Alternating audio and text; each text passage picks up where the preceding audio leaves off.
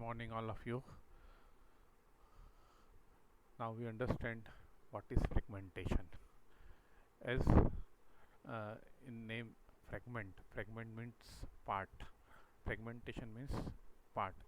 If you जब हम किसी डेटाग्राम को एक नेटवर्क से दूसरे नेटवर्क पर ट्रेवल करता है तो कई बार उस डेटाग्राम नेटवर्क लेयर पे हम उसको डेटाग्राम बोल रहे हैं, उस पैकेट को कई बार हमको डिफरेंट छोटे छोटे पार्ट्स में डिवाइड करना पड़ता है, क्योंकि उन नेटवर्क्स की जो लिमिट है उस डेटा को ट्रेवल कराने की वह कम होती है। तो हमें उन डेटाग्राम्स को छोटे छोटे डेटाग्राम्स में डिवाइड करने पड़ता है, उसे हम फ्रेगमेंटेशन कहते हैं। As explained in this book, a datagram can travel through different network. जो डेटाग्राम होता है वो कई नेटवर्क्स पर ट्रेवल करता है। जैसे एक एग्जांपल जो हमेशा मैं आपको देता हूँ कि आपकी लैब में बैठे हुए हैं और suppose you have to send some packets some data to your colleague जो कि कहीं और नेटवर्क पर है, कहीं बाहर बैठा हुआ है। तो जब आपका डेटा आपके नेटवर्क से दूसरे नेटवर्क पर जा रहा है तो बीच में वो कहीं नेटवर्क्स में ट्रेवल करेगा, और जब वो डिफरेंट नेटवर्क्स में ट्रेवल करेगा तो हम उन पैकेट्स को छोटे छोटे स्मॉल पैकेट्स में हमको कन्वर्ट करना पड़ेगा, जिसको हम फ्रेगमेंटेशन कहते हैं। Each router decapsulate the IP datagram from the frame it receives. Each router एक नेटवर्क से दूसरे नेटवर्क को कनेक्ट करने के लिए बीच में जैसा राउटर लगा होता है, तो जो राउटर्स होते हैं वो decapsulate the IP datagram from the frame it receive. जो फ्रेम उसको मिली है उस फ्रेम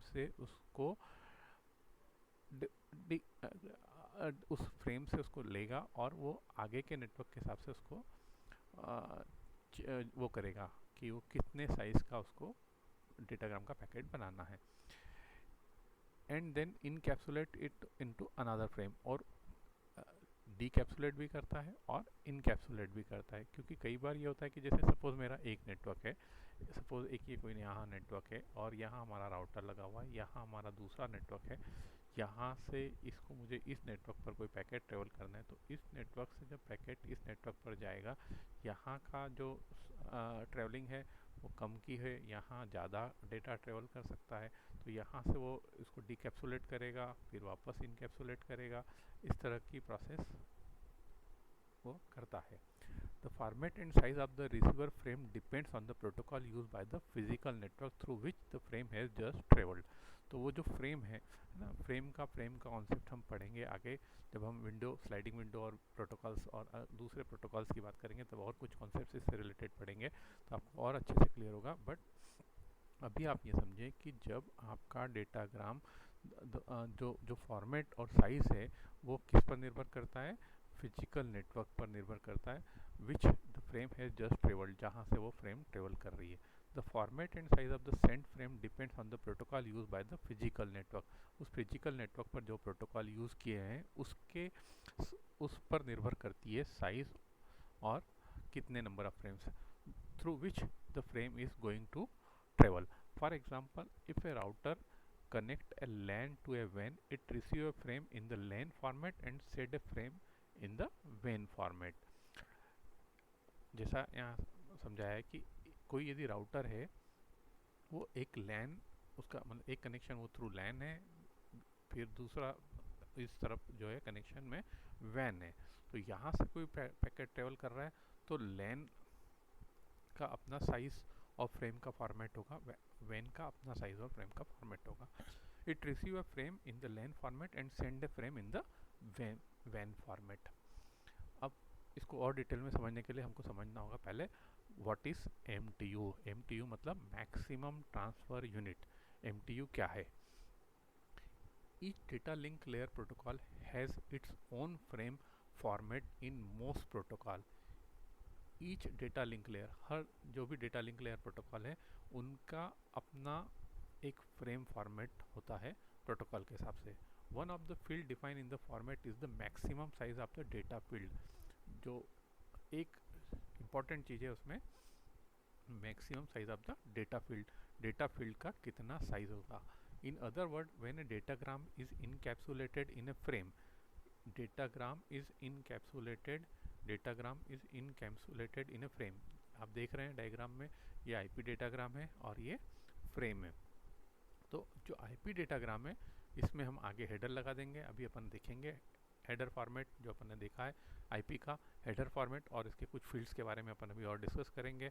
और ये जो आपका डेटाग्राम है वो कह रहा है कि one of the field defined in the format is the maximum size of the data field. In other words, when a datagram is encapsulated in a frame, the total size of the datagram must be less than the maximum size which is defined by the restriction imposed by the hardware and software used in the network. तो जो hardware और software के restrictions है उसके according जो उसका maximum size होगा उतना ही आप साइज उसमें फिट कर सकते हैं फ्रेम में. The value of MTU differ from one physical network protocol to another. जो MTU मैक्सिमम ट्रांसफर यूनिट की वैल्यू है वो हर फिजिकल नेटवर्क पर अलग अलग होती है. For example, the value of ethernet LAN is 1500 byte. In FDDI LAN the format maximum size is 4352 byte, and in PPP the size is 296 byte. तो ये जो है ये क्या है आपका मैक्सिमम जो डेटा आपका ट्रेवल होगा, मैक्सिमम ट्रांसफ़र यूनिट जो है वो अलग अलग नेटवर्क पर इतनी मैक्सिमम हो सकती है. तो जब आपका कोई पैकेट यदि ईथरनेट लेन पर ट्रेवल कर रहा होगा तो उस पैकेट डेटाग्राम का मैक्सिमम जो साइज़ होगा वो 1500 बाइट से ज़्यादा का नहीं होगा. यदि वो FDDI लैन पर ट्रेवल कर रहा होगा तो उसका साइज़ 4352 बाइट 4352 बाइट से ज़्यादा नहीं होगा. तो इस तरह वह अपने जो राउटर होगा वो राउटर डिसाइड देखेगा कि वो डेटा आपका जहाँ ट्रेवल हो रहा है उस हिसाब से उसको फ्रेगमेंट करेगा. In order to make the IP protocol independent of the physical network, the designer decide to make the maximum length of IP datagram equal to 6553 bytes. तो जो मैक्सिमम डेटाग्राम उसका जो साइज है वो कितना है 65535 बाइट्स. ये कहाँ से आया? कल आपने देखा था 2 to the power 16 minus 1, क्योंकि वो 16 बिट का होता है. तो 2 to the power 16 minus 1 that is 65535 byte. This make transmission more efficient if we use a protocol with a MTU of this size. हाँ, अब यदि ये साइज का MTU होगा तो सबसे ज़्यादा एफिशिएंसी होगी. बट नेचुरली जो हमारा डेटाग्राम होगा यदि वो मैक्सिमम साइज का डेटा जिस पाथ पर ट्रेवल करेगा वहाँ हमारी एफिशिएंसी ज़्यादा होगी. यदि हम उसको ब्रेकअप करेंगे तो ब्रेकअप करने में और पैकेट्स को ट्रेवल कराने में हमें डिले लगेगा, टाइम ज़्यादा लगेगा, तो वहाँ हमारी एफिशिएंसी थोड़ी कम होगी. However for other physical network we must divide the datagram to make it possible to pass through these network. This is called a fragmentation. तो जब हमको उन डिफरेंट नेटवर्क्स पे डेटा को भेजने के लिए हमको डेटाग्राम को क्या करना पड़ता है? डिवाइड करना पड़ता है. और जो जब हम डेटाग्राम को डिवाइड करते हैं तो उसको क्या बोलते हैं? फ्रेगमेंटेशन बोलते हैं. तो हमको डेटाग्राम को डिवाइड इसलिए करना पड़ता है क्योंकि जो हमारी डिफरेंट नेटवर्क्स हैं उनकी अपनी कैपेसिटी है डेटा को ट्रेवल कराने की, उससे ज़्यादा वो कैपेसिटी का डेटा ट्रेवल नहीं करा सकते. तो यदि हमारा डेटा उन नेटवर्क्स पर होके जाएगा तो हमें उसे डिवाइड करना होगा डेटाग्राम को, जिसको हम फ्रेगमेंटेशन कहते हैं. The source usually does not fragment the IP packets. ये बड़ा इंपॉर्टेंट पॉइंट है कि जनरली सोर्स जहाँ से हमने डेटा को भेजा है जनरली वहाँ पर फ्रेगमेंटेशन नहीं होता है. फ्रेगमेंटेशन कहाँ होता है? राउटर लेवल पर होता है. The transport layer will instant segment the data into A size that can be accommodated by an IP and data link layer in use. When a datagram is fragmented, each fragment had its own header with the most of the field repeated. जो datagram को जब हम fragment करेंगे तो जो fragmented हमारे जो packet डेटाग्राम्स होंगे उनका हेडर के मोस्ट फील्ड्स वही होंगे, रिपीटेटिव फील्ड्स होंगे, लेकिन कुछ फील्ड्स में हमें चेंज करना पड़ेगा क्योंकि वो ये पता चलेगा कि ये हमारे फ्रेगमेंटेड डेटाग्राम्स हैं. A fragmented datagram may itself be fragmented if it encounters a network with an even smaller MTU. अब सपोज एक एग्जांपल कि यदि मैंने कोई एक मेरा डेटाग्राम है वो सपोज 15,500 उसका बाइट का साइज है. अब ये मेरा जो 1500 बाइट का डेटाग्राम है, इसको मुझे ट्रेवल कराना है और वो जो MTU मेरी 500 बाइट से ज़्यादा की नहीं है। तो मुझे क्या करना पड़ेगा, इस 1500 बाइट के डेटाग्राम को 3 पैकेट मुझे डिवाइड करना पड़ेगा, 500, 500 और 500 के। अब सपोज ये तीनों पैकेट डेटाग्राम मेरे ट्रेवल कर रहे हैं इस नेटवर्क से, सपोज ये एक नेटवर्क है, इस नेटवर्क से इस नेटवर्क को ट्रेवल कर रहे हैं। अब 2 पैकेट्स तो मेरे इधर से गए और एक पैकेट सपोज मेरा इस राउटर के थ्रू इधर से जा रहा है। अब जब इस राउटर के थ्रू इधर से जा रहा है तो इस एरिया में हो सकता है कि ये 500 बाइट भी इसमें ट्रेवल ना करे, इस नेटवर्क पर 250 बाइट ही मैक्सिमम ट्रेवल हो सकती है। तो फिर मुझे क्या करना पड़ेगा, मेरा जो ये फ्रेगमेंटेड पैकेट है जो मेरा इस नेटवर्क से इस तरफ से जा रहा था, इसको फिर और फर्दर फ्रेगमेंट करना पड़ेगा। इसको फिर मुझे क्या करना पड़ेगा, 500 बाइट का जो मेरा फ्रेगमेंट है, इसको 250 बाइट और 255 के 2 पैकेट्स और बनाने पड़ेंगे, 2 डेटाग्राम और बनेगा। तो इसको कैसे हैंडल करेंगे हम आगे, हम इसको समझेंगे कि हम ये कैसे हैंडल होता है। In other word, a datagram can be fragmented several time before it reach to final destination.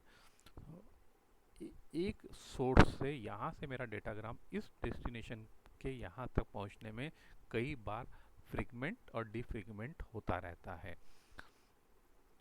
A datagram can be fragmented by the source host or any router in the path. तो generally जैसा बताया पहले भी हमने discuss किया कि source host पर या जनरली राउटर, उस पाथ के राउटर पर वो फ्रेगमेंट होता है। The reassemble of the datagram however is done only by the destination host, और जो रीअसेंबलिंग है वो सिर्फ कहाँ होगी, डेस्टिनेशन होस्ट पे होगी और कहीं नहीं होगी।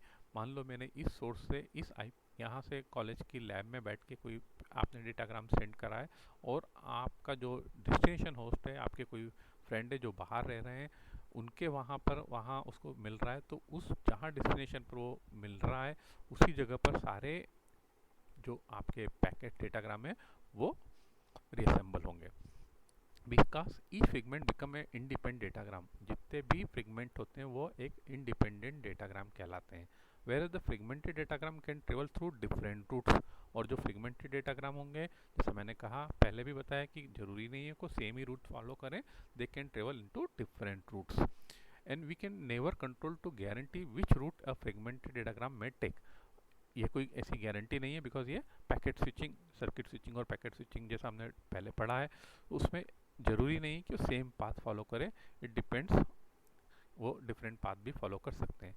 All of the fragmented belonging to same datagram should finally arrive at the destination host, और वो जितने भी फ्रेगमेंटेड डेटाग्राम्स होंगे वो फाइनली कहाँ अराइव होंगे, डेस्टिनेशन होस्ट पर आए होंगे। So it is logically to do reassemble at the final destination, इसीलिए वो हमें उसको रीअसेंबल कहाँ करना होता है, फाइनल डेस्टिनेशन पर रीअसेंबल करना होता है। Even stronger objection is to reassembling packet during the transmission is the loss of efficiency to तो ये था बेसिकली फ्रेगमेंटेशन के बारे में। आगे देखते हैं, when a datagram is fragmented require part of the header must be copied by all fragments. अब जब भी आप फ्रेगमेंटेशन डेटाग्राम को फ्रेगमेंट करेंगे तो जो उसके हेडर हैं उसके मैक्सिमम फील्ड्स जो होते हैं वो कॉमन होते हैं। द ऑप्शन फील्ड मे और may not be copied as we will see in the next section, और जो ऑप्शन कुछ फील्ड्स हैं जो कॉपी नहीं होते हैं। The host router that fragmented datagram must change the value of 3 fields. The host और router that fragment a datagram must change the value of 3 fields, flag, fragment offset and total length. Flag, fragment offset and total length, ये जो 3 चीजें होती हैं ये इसमें difference होगा, flag, fragment, offset. ये हम यहाँ देखेंगे इसका, ये यहाँ पर फ्लैग, फ्रेगमेंट ऑफसेट है ना, जो फ्लैग है, फ्रेगमेंट ऑफसेट है, आइडेंटिफिकेशन, जब डेटा को वो रहता है तो आइडेंटिफिकेशन भी एक फील्ड है जिसके बारे में अपन अभी और डिस्कस करेंगे, आइडेंटिफिकेशन फील्ड्स के बारे में। तो ये जो 3 चीज़ हैं, इन चीज़ों में चेंजेस होंगे। कैसे चेंजेस होंगे, क्या क्या चेंजेस होंगे हम आगे डिस्कस करेंगे। तो कह रहा है कि फ्रेगमेंट, फ्लैग, फ्रेगमेंटेशन ऑफसेट और total length, the rest of the field must be copied, और बाकी जो फील्ड्स हैं वो क्या होंगे, कॉपी होंगे। Of course the value of the checksum must be calculated regarding the fragmentation, और जो चेकसम फील्ड है वो भी चेंज होगा, क्योंकि ऑब्वियस है जो चेकसम होता है वह इन सारे फील्ड्स का से मिलके बना होता है, उसके एंडर ऑपरेशन से उसको कैलकुलेशन करना होता है। इसलिए यदि इन फील्डों में कोई भी चेंज होगा तो चेकसम में भी बट नेचुरल चेंज होगा। Only data in A datagram is fragmented, only data in A datagram is fragment. और जो भी होगा डेटा, ऑब्वियस है डेटाग्राम ही फ्रेगमेंट, डेटा ही फ्रेगमेंट होगा डेटाग्राम में। अब हम फील्ड्स के बारे में देखेंगे। First field is identification field. Identification, this is 16 bit field identify datagram originated from the source host. ये कितने बिट का होता है? 16 बिट का होता है। कौन सा? Identification. The combination of identification and source IP address must be unique define a datagram as it leave the source host. तो बेसिकली जो आइडेंटिफिकेशन फील्ड है, सपोज आपका कोई डेटाग्राम है, डेटाग्राम 1500 आपका 1500 बाइट्स का डेटाग्राम था, हमने उसको 3 पार्ट में डिवाइड करा था, 500 500 500। तो ये जो तीनों पैकेट है 500 500, इनको हमको आइडेंटिफाई करना है कि ये तीनों एक ही डेटाग्राम के पार्ट हैं। तो हम तीनों का एक कॉमन आइडेंटिफिकेशन फील्ड बना लेंगे। वो फील्ड कैसे हो, जिससे कि ये आइडेंटिफाई हो जाएगा this is a common, this is a fragmented datagram of this common datagram. तो उसके लिए क्या करेंगे? द कॉम्बिनेशन आइडेंटिफिकेशन और source IP address must unique define a datagram as it leave the source host. तो जब सोर्स होस्ट से उसको वो लीव करेगा, मतलब वो जाएगा, तो हम उसको एक कॉमन आइडेंटिफिकेशन नंबर दे देंगे, जिससे कि ये समझ में आएगा कि ये हमारा डेटाग्राम। एक डायग्राम में अपन आगे देखेंगे अभी, जिससे आपको ये और क्लियर हो जाएगा कि कैसे उसको आइडेंटिफिकेशन असाइन होता है। To guaranteed uniqueness the IP protocol use a counter to label the datagram. और इसलिए वो क्या करेगा? डेटाग्राम को एक आईडी असाइन कर देगा, just like a ID, this ID is assign to this datagram. ठीक है, फिर नेक्स्ट आपका फील्ड है flag. This is 3 bit field. The first bit reserve, that is not use. The second bit is called don't fragment bit. जो D field है, don't fragment, यदि datagram को fragment नहीं करा हुआ है तो ये बिट को हम सेट कर देंगे। यदि ये बिट सेट है, इसका मतलब डेटाग्राम हमारा फ्रेगमेंट नहीं है। If it's value is 1, the machine must not fragment the datagram. यदि हमने यहाँ डी की जगह 1 फिट कर दिया, यहाँ 1 सेट कर दिया, हमारा फ्लैग बिट जो है वो इसको यहाँ 1 बिट सेट कर दी, तो इसका मतलब ये डेटाग्राम को हमको फ्रेगमेंट नहीं करना है। Must not fragment the datagram. If it cannot pass the datagram through any available physical network, it discard the datagram and send a ICMP error message to the source host। जो ICMP पढ़ेंगे तो और अच्छे से clear होगा। पर यदि मान लो आपने डी बिट को 1 कर दिया और आपका डेटाग्राम जब नेटवर्क से सोर्स से कहीं जा रहा है, और यदि वो डेटाग्राम को चूंकि हम फ्रेगमेंट नहीं कर सकते, तो उसको क्या करना होगा? हमको उस पैकेट को डिस्कार्ड करना होगा, ड्रॉप करना होगा। और हमको क्या करेंगे? हम एक ICMP एरर मैसेज जनरेट कर देंगे। जो हमारा एक ICMP प्रोटोकॉल जब हम स्टडी करेंगे तो आप और डिटेल पता चले करेंगे कि कैसे ICMP एरर मैसेज जनरेट होता है और कैसे वो सोर्स को भेजता है कि मैक्सिमम आपका डेटा जो है आपने जो सेट किया है वो उतना नहीं हो रहा है, तो you have to change the fragmented, इसको चेंज करना होता है। If it value is 0, the datagram can be fragmented if necessary। और यदि d बिट हमारी 0 है, ये याद रखना आप, कॉम्पिटिटिव एग्जाम में बहुत बार क्वेश्चन आता है कि आप यदि d बिट 0 है, इसका मतलब you can fragment the datagram. यदि d बिट 1 है तो you can't fragment the datagram, आप फ्रेगमेंट नहीं कर सकते। The third bit is called the more fragmented bit। If its value is 1, it means datagram is not the last fragment। यदि ये m bit जो होती है मोर फ्रेगमेंट, मान लो सपोज हमने इसको सेट करा कि ये हमारी क्या है? 0 है। 0 है मतलब हम फ्रेगमेंट कर सकते हैं। अब फ्रेगमेंट करा तो ये हमारी फ्रेगमेंटेड। अब यदि इसको हमने यहाँ पर 1 बिट सेट करी, यदि 1 बिट सेट करी है, इसका मतलब ये लास्ट फ्रेगमेंट नहीं है, इसका मतलब और फ्रेगमेंटेशन हुआ है। There are more fragmented after this 1, इसका मतलब और फ्रेगमेंटेशन हुआ है इस डेटाग्राम का।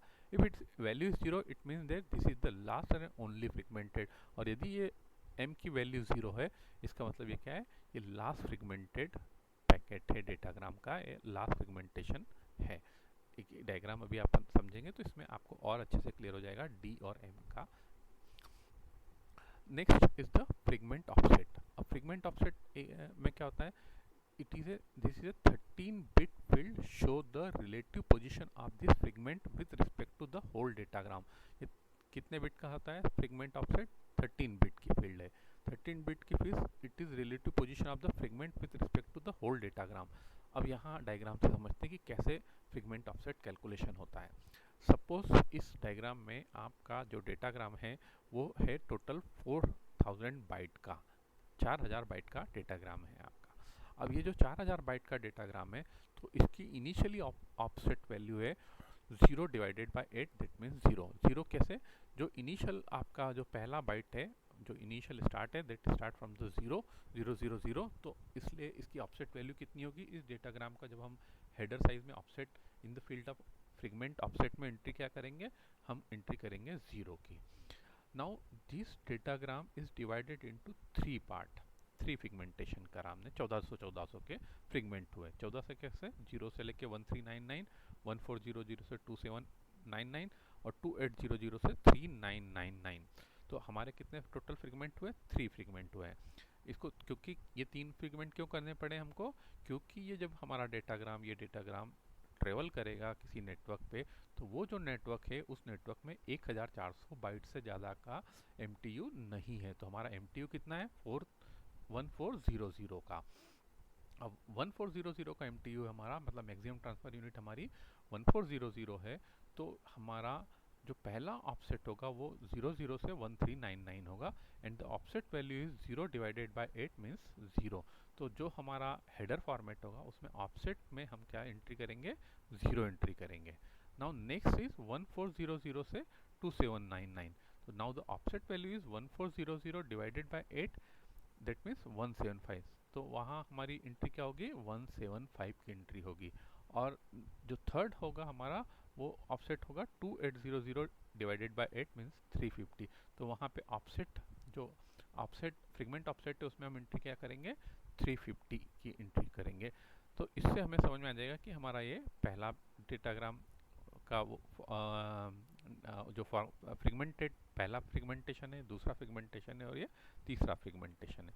तो ऐसा हम हमारे जो फ्रिगमेंटेशन ऑफसेट है उसमें हम वैल्यू को इंसर्ट करेंगे। अब सपोज मेरा ये जो 1400 बाइट का ये है, ये पैकेट कहीं अलग जा रहा है और ये दोनों पैकेट किस अलग पास से ट्रेवल कर रहे हैं। अब यदि ये 1400 बाइट का जो मेरा पैकेट है किसी ऐसी जगह से जा रहा है जहाँ पर वो 1400 बाइट ट्रेवल नहीं कर सकती है, मतलब वहाँ पे MTU लेस देन जो 1400 बाइट है, तो इस पैकेट को हमको क्या करना पड़ेगा, और फ्रिगमेंट करना पड़ेगा। इसका एग्जांपल यहाँ ये दिया इन्होंने कि इन्होंने क्या करा है कि ये जो हमारा फ्रिगमेंट 2 था, now this fragment 2 is divided into 2 part, that is fragment 2.1 and 2.2। ये जो 2.1 और 2.2 हुआ है, ये फ्रिगमेंट 175 जो है ये आइडेंटिफिकेशन है। आइडेंटिफिकेशन ये बता रहा है कि ये जो जो जो हमारे ओरिजिनल डेटाग्राम जो है वो ये है, ये भी ओरिजिनल का फ्रिगमेंट 1 है, ये फ्रिगमेंट 2 है, फ्रिगमेंट 3 है। हमें ये कैसे पता चलेगा कि ये फ्रिगमेंट 1 है, इसके ऑफसेट यहाँ से ये 001, दैट मीन्स ये ऑफसेट 1 है। ये 175 हमने वहाँ देखा था, this is offset 2 and 350 that is offset 3, this is offset 3 मतलब फ्रिगमेंट थर्ड है। लेकिन फ्रिगमेंट 2 is also divided into 2 parts, क्योंकि ये जो पैकेट हमारा जा रहा था इसमें इससे 1400 से ज़्यादा नहीं जा सकता था, तो इसमें इन्होंने क्या करा, again they have divided into 2 parts. तो यहाँ पर उन्होंने again they have calculated the offset, fragment offset. तो फ्रिगमेंट ऑफसेट हमारा एक जो 175 तो जहाँ से स्टार्ट था वो तो वही उतना ही रहेगा, लेकिन दूसरा जो वैल्यू है चूँकि ये हमारी वैल्यू चेंज हो जाएगी, ये वाली वैल्यू हमारी चेंज हो जाएगी, तो उसमें डिवाइडेड बाय 8 करेंगे तो आपकी वैल्यू आएगी 275। इसलिए यहाँ पर क्योंकि ये हमारा कहाँ से हो रहा है, 2200 से, तो 2200 डिवाइडेड बाय 8 करेंगे आप तो ये वैल्यू आ जाएगी आपकी 275। तो ये क्या हो जाएगा, ऑफसेट 275 हो जाएगा। तो इस तरह जो आपका फर्दर फ्रिगमेंटेशन को हम और हैंडल कर सकते हैं।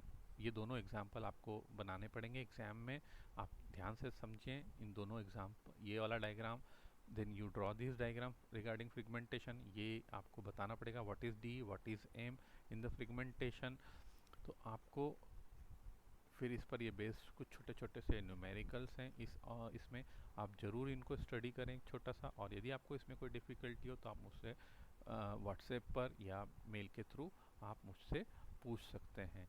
तो आपने देखा जैसे मैंने आईपी हेडर फॉर्मेट जब आपको ये बताया था, ये एग्ज़ाम में आईपी हेडर फॉर्मेट यदि उस बार के पेपर में नहीं आया तो 99.99% ये एग्ज़ाम में पूछा जाता है।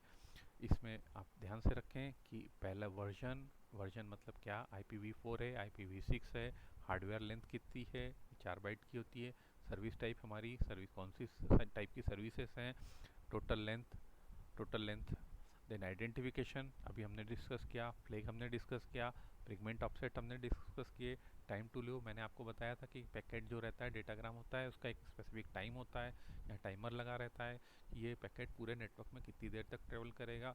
जैसे ही टाइम टू लीव ज़ीरो हो जाएगा ये पैकेट डिस्कार्ड हो जाता है। प्रोटोकॉल कौन सा प्रोटोकॉल है, हेडर चेकसम, ये हेडर चेकसम के बारे में हमने पहले भी डिस्कस किया हुआ है।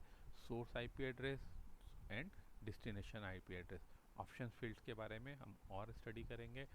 यदि आपको और कुछ डिफ़िकल्टी हो तो आप मुझसे ज़रूर पूछें। और इसको ये जो चैप्टर है मैंने आपको बुक फिर से भेजी है व्हाट्सएप पर भी, गूगल ड्राइव पर भी शेयर किया हुआ है बुक को, और साथ में मैंने ये वाली पीपीटी भी आप लोगों को शेयर करी है। आप इसको ज़रूर देखें और इसको समझें। Thank you.